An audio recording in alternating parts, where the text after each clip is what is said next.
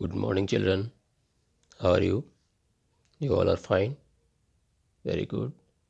Now, today we'll start lesson number 23 Democracy. Why democracy? Democracy क्यों? Civics का lesson है. Democracy historical development and की features के बारे में बताया हुआ है. इसकी डेमोक्रेसी इसका की हम जानते हैं इम्पोर्टेंस हमारे लिए बहुत ज़्यादा है. डेमोक्रेसी जिसका के अर्थ है लोकतंत्र, जनतंत्र, प्रजातंत्र. जनता के द्वारा जो शासन किया जाता है वो कहलाता है लोकतंत्र, जिसमें लोगों के द्वारा, प्रजा के द्वारा या जो व्यक्ति जहाँ पे निवास करता है उनके द्वारा अपना रिप्रेजेंटेटिव चुन करके आगे किसी भी सेक्टर में भेजा जाता है. जैसे कि मान लो हम देखते हैं गांव में है तो सरपंच, शहर में है वार्ड मेंबर, सभापति, जैसे MLAs, MPs, ये सब क्या हैं? आगे भेजे जाने वाली व्यवस्थाओं के हिसाब से ये चुने जाते हैं. आप और हम, आप तो भी छोटे हो लेकिन जब बड़े होंगे तो आप भी वोट डालने के अधिकारी होंगे 18 ईयर्स के बाद में. तो ये जो व्यवस्था हमारे यहाँ बनाई हुई है डेमोक्रेटिक व्यवस्था के हिसाब से इम्पोर्टेंस रखती है. यही डेमोक्रेसी है. डेमोक्रेसी जिससे कि इसमें बताया हुआ है democracy and it's emergence in modern society में क्या इंपॉर्टेंस है या व्हाट इज़ डेमोक्रेसी. तो ये डेमोक्रेसी समझ में आया. सिंपल वर्ड्स में we can say that democracy is a government which depends on the consent of the governed, जिसमें कि गवर्नमेंट के काम करने के लिए जो उत्तरदायी व्यक्ति होते हैं उसी के माध्यम से ये हो सकती है. लोग किसके द्वारा? लोगों के द्वारा चुने जाते हैं. The people are all supreme and sovereign and nobody is about them. लोग स्वयं, जनता, उनसे बड़ा बढ़ करके कोई नहीं है. और इसी मीडियम के हिसाब से जो इलेक्शंस होते हैं ये चेंज हो सकते हैं, गवर्नमेंट को चेंज कर सकते हैं. अब्राहम लिंकन जो अमेरिकन प्रेसिडेंट थे उनके द्वारा बेस्ट डेफिनेशन दी गई थी डेमोक्रेसी की, लोकतांत्रिक व्यवस्था के हिसाब से. लोकतंत्र की क्या है डेफिनेशन? उनके अनुसार democracy is the government of the people, bye the people and for the people. जनता का, जनता के लिए, जनता के द्वारा जो शासन किया जाता है वही लोकतंत्र, प्रजातंत्र या जनतंत्र कहलाता है. ठीक है. ये वर्ड डेमोक्रेसी इसका कि दो वर्ड्स अलग से मिलकर के बना हुआ है, टू ग्रीक वर्ड्स है जो कि साथ साथ ला करके पीपल्स रूल के हिसाब से इनको दिया हुआ है. Democracy is a system of government that involves all the citizens in sharing power, जो कि अपनी सारी शक्तियों को विभाजित करते हैं, डिवाइड करते हैं, इन्वॉल्व करते हैं. सारी शक्तियाँ उन्हीं में होती हैं. ये डेमोक्रेसी का मेन मकसद है. तो की फीचर्स क्या है इमरजेंस ऑफ डेमोक्रेसी की मॉडर्न सोसाइटीज़ में? इमरजेंस जो मॉडर्न डेमोक्रेसी का है उसमें लिंक्ड है यूरोप से. Glorious revolution of the 17th century in England and the French Revolution of the 18th century in France greatly contributed to its development. जो glorious revolution हुआ, क्रांति हुई 17th सेंचुरी में इंग्लैंड में, वो फ्रेंच रिवोल्यूशन हुआ 18th century में France में, ये सबसे ज़्यादा इंपॉर्टेंस रखने वाली चीज़ है. ग्लोरियस रिवोल्यूशन जो 1688 में हुआ led the foundation of the first democratic principle of the rule of law. और यही कानून की व्यवस्था के हिसाब से जो नियम, जो कानून के आधार पर चलाए जाने की व्यवस्था की गई उसके सिद्धांत के ऊपर लागू किया गया. यही सबसे पहले शुरुआत हुई 1688 से. Earlier it was believed that the Kings wishes were the law. पहले क्या होता था, राजा ने जो कह दिया वही नियम में कानून बन जाता था, चाहे अच्छा हो चाहे बुरा हो. ये सब उन्हीं के माध्यम से चलता था. लोग या प्रजा, जनता, उनके बारे में कोई विशेष ध्यान नहीं रखा जाता था. यही यहाँ पे लोकतांत्रिक व्यवस्था उस टाइम पे थी नहीं, क्योंकि राजा के द्वारा जो कह दिया वो फाइनल होता था. राजा का विरोध कौन करे? तो ये people protested against the principles and by dethroning the king James second of England in 1688, and by passing the Bill of Rights, they established the idea that the country should be ruled by law passed by the people or the parliament and not by the whims of an individual. यहाँ पे क्या हुआ, क्रांति जब हुई तो यहाँ पे किंग जेम्स सेकेंड जो रहा इंग्लैंड का, उनको अपने सिंहासन से छोड़ना पड़ा. कहने का मतलब कि वहाँ पे 1688 की जो घटना घटी, क्रांति जो हुई, उसमें लोगों के द्वारा ये अधिकार डाले गए या अधिकार लाए गए और उनमें ये व्यवस्था की गई कि किस प्रकार से जो विचार लाए गए कि देश के हित में या लोगों के हित में जो पार्लियामेंट या संसद या लोग जो चुन करके जाते हैं वो वहाँ पर के क्या करेंगे, वही नियम या कानून बनाए ताकि उनको इस बात की जानकारी हो किस चीज़ की ज़रूरत है और किस चीज़ की नहीं. ये नहीं कि एक राजा के द्वारा जो कुछ शब्द बोल दिए गए वही उसी को क्या बना दिया जाए, नियम या कानून बना दिया जाए. तो उसको यहाँ चेंज करना था. ठीक है. इसके बाद में लगभग about a century later the French people through the French revolution once again by executing their Louis XVI Louis 16 के द्वारा फ्रेंच लोगों के द्वारा फ्रेंच की जो क्रांति हुई 1789 से 1815 के बीच में, इस बात का और भी महसूस किया गया। उसके द्वारा भी emphasised that the country should be ruled by laws passed by the people. वहाँ भी ये देखा गया कि नियम जो पास किए जाएँ लोगों के द्वारा उनके हित के लिए, वही यहाँ पे शासन व्यवस्था लागू की जाए और उसी के हिसाब से इनको चलाया जाए। Thus, the rule of law was the first important step towards the establishment of democratic government. तो रूल ऑफ लॉ जो बनाया, नियम बनाए, कानून के अनुसार चलने के नियम, और यही एक प्रकार से पहला इंपॉर्टेंट स्टेप था जो कि एस्टेब्लिशमेंट किया गया डेमोक्रेटिक गवर्नमेंट का। This great revolution also gave birth to another great idea which further strengthened the roots of democracy. It was the idea of accountability or responsibility, which meant that the government must be responsible to the people who had the right to vote and who were known as electorate. जो क्रांतियाँ हुई उसके द्वारा एक नई चीज़, नया उद्देश्य लेकर के उनकी जो लोकतांत्रिक व्यवस्था की नई जड़ों को लगाने में एक प्रकार से बढ़ाने के लिए यहाँ पे कारगर सिद्ध हुई। और इन्होंने विचार दिया कि जिम्मेदार होना चाहिए कौन, जो रेस्पॉन्सिबिलिटी हो लोगों की, और उसी के माध्यम से उसको इलेक्टोरेट के रूप में जाना गया। इसी के साथ साथ यहाँ पे बड़ी संख्या में कुछ इलेक्टोरेट्स वगैरह जो लिमिटेड पोजीशन में थे, कुछ स्मॉल कुछ बड़े, केवल small number of moneyed people could cast their vote in the election. शुरुआत में क्या हुआ, केवल धनी लोग ही वोट डाल सकते थे।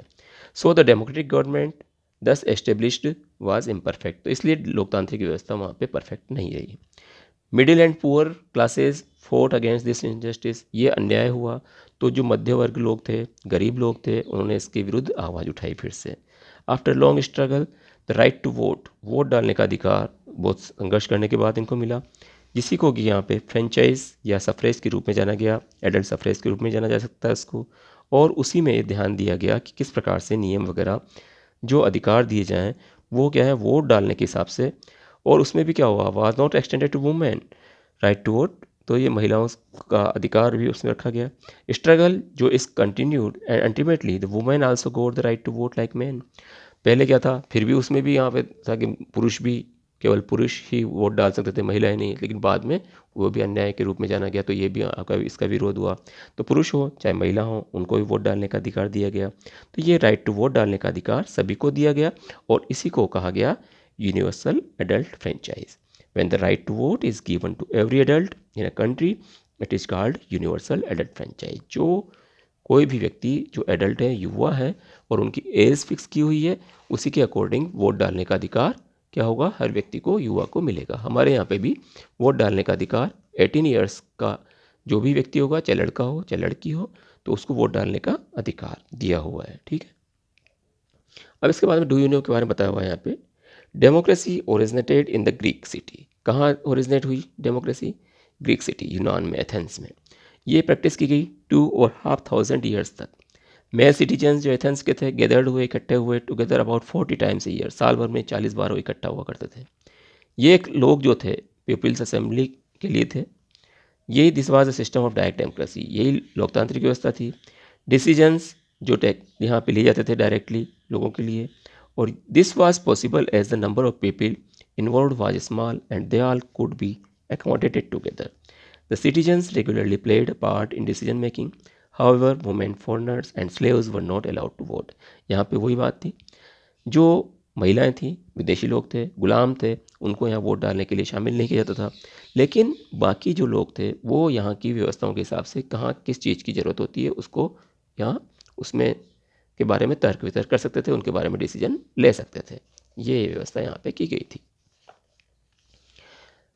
बाद में लेटर और in the 19th and 20th century, the idea of democracy further developed in new direction. Soon it was felt that the right to equality established in democracy should not be restricted to the political field only. Rather, it should be extended to the economic and social life of the people as well. ये ध्यान दिया गया कि सबको यहाँ पे develop करने के लिए सारे डायरेक्शंस का, दिशा निर्देशों का 19th और 20th सेंचुरी में इसको पालन करने का उद्देश्य रखा गया।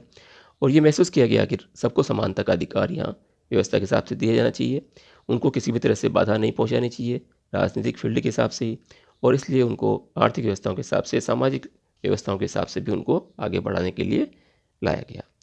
Thus the idea of democracy developed slowly but steadily. ये धीरे धीरे था प्रयास, धीरे बढ़ने में इसको टाइम लगा। First step was the establishment of the rule of law. सबसे पहली स्टेप थी जो कि ये रखी गई किस प्रकार से नियमों का यहाँ एस्टेब्लिशमेंट किया जाए। सेकंड स्टेप थी जो establishment of the principle of accountability और रेस्पॉन्सिबिलिटी। दूसरी स्टेप जो थी उसमें रखा गया, बताया गया किस प्रकार से यहाँ की जिम्मेदारी उनको दी जानी थी। थर्ड स्टेप थी जो डेवलपमेंट, जो आइडिया के थे, विचार लिए एडल्ट फ्रेंचाइज के हिसाब से, जो भी एडल्ट हो वोट डालने का अधिकार उन्हीं को दिया जाना था। इसी के साथ साथ जो फोर्थ स्टेप थी वो एस्टेब्लिशमेंट करने की थी जो विचार पॉलिटिकल इक्वालिटी, राजनीतिक समानता के हिसाब से इकोनॉमिक इक्वालिटी को बढ़ावा देने के लिए रखी गई थी। Next, different systems of power that exist in the world today. आज हम देखते हैं कि डिफरेंट सिस्टम्स हैं, यहाँ पे पावर्स की अलग अलग शक्तियाँ बांटी हुई हैं और यहाँ डिफरेंटली सिस्टम्स हैं जो कि दिए हुए हैं वर्ल्ड के। चीफ हैं उनमें से जो कुछ नीचे दिए हुए हैं। कुछ पार्लियामेंट्री फॉर्म ऑफ गवर्नमेंट है और कुछ प्रेसिडेंशियल फॉर्म ऑफ गवर्नमेंट इसमें डिवाइड किया हुआ है। पार्लियामेंट्री फॉर्म ऑफ गवर्नमेंट, ये इससे पहले अपन यहाँ बात करें डिक्टेटोरियल फॉर्म ऑफ गवर्नमेंट के बारे में। डिक्टेटोरियल फॉर्म, डिक्टेटरशिप, अपनी इच्छा के अनुसार, यहाँ पे इसको मिलिट्री डिक्टेटरशिप कह सकते हैं, तानाशाही शासन जिसको कहा जाता है। किस टाइप की गवर्नमेंट, जो ऑर्डिनरी सिटीजन्स हैं, नो से in the decision making process, उनको वो मना नहीं कर सकती कोई डिसीजन अगर लिया जाता है। Instead the head has absolute power in the country, जो हेड होता है उसको सारी पावर, सारी शक्तियाँ उनको दी होती हैं। This can sometimes lead to decisions being made against the wishes of the majority, जो मेजोरिटी है, जो अधिकतर लोग जहाँ पे हैं उनका भी विरोध इसमें हो सकता है। दूसरी फॉर्म है गवर्नमेंट की that is prevalent in some countries of the world is called monarchy. यहाँ पे मोनार्ची कहा जाता है। ये एक प्रकार से कॉन्स्टिट्यूशन मोनार्ची है या एब्सोल्यूट मोनार्ची है। यहाँ पे क्या है, या constitution monarchy, the power of the monarch are defined by the constitution, जो संवैधानिक रूप से जो शक्तियाँ हैं वो कॉन्स्टिट्यूशन या नियमों के अनुसार बांटी हुई है।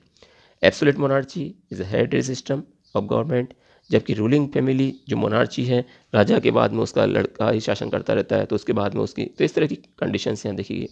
उसके बाद में थियोक्रेसी, ये रिलीजियस सिस्टम है, धार्मिकता के हिसाब से भी यहाँ दिया हुआ है गवर्नमेंट के द्वारा, जहाँ पर कि धार्मिकता के आधार पर धार्मिक नेता वगैरह होते हैं, उनकी शक्तियाँ अपने में संभाल के रखते हैं। Members of the majority religion makeup the parliament and the government, और वही अपनी धार्मिकता के हिसाब से, धर्म के आधार पर ही पार्लियामेंट में चुन कर जाते हैं, वही गवर्नमेंट बनाते हैं।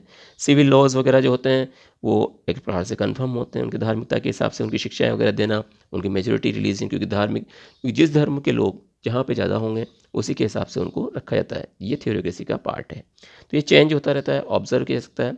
सम कंट्रीज़ आज भी हम देखते हैं कंबाइन है एलिमेंट जो थ्योरोक्रेसी के हैं, डेमोक्रेसी के हैं, और ये हमें समझने के लिए कि चीफ फीचर्स क्या हैं पार्लियामेंट्री और प्रेसिडेंट फॉर्म्स के गवर्नमेंट के, ये हम बात करेंगे नेक्स्ट टाइम। तो हमने आज पढ़ा डेमोक्रेसी किसको कहा जाता है, या अब्राहम लिंकन के शब्दों में जो democracy is the government of the people, bye the people and for the people के बारे में हमने रीड किया। रूल ऑफ लॉ के बारे में हमने रीड किया, कहाँ से शुरुआत हुई, फ्रेंच रिवोल्यूशन भी हुई, इसके अलावा ग्लोरियस रिवोल्यूशंस जो हुई, क्रांतियाँ हुई, अलग अलग टाइम पे विरोध हुए, है ना, यहाँ उसके बाद में ये क्रांति के रूप में उभर के सामने आए। उसके बाद हमने रीड किया यूनिवर्सल एडल्ट फ्रेंचाइज किसको कहा जाता है, जो भी व्यक्ति 18 ईयर्स का या उससे अधिक उम्र का हो जाएगा, जिसको वोट डालने का अधिकार मिल जाता है, वो कहलाता है आपका यूनिवर्सल एडल्ट फ्रेंचाइज। उसके बाद डिफरेंट सिस्टम्स जो पावर्स के हैं उसके बारे में हमने रीड किया, उसमें डिक्टेटोरियल फॉर्म, तानाशाही शासन के बारे में पढ़ा। उसके बाद में कॉन्स्टिट्यूशन मोनार्ची या एब्सोल्यूट मोनार्ची के बारे में पढ़ा।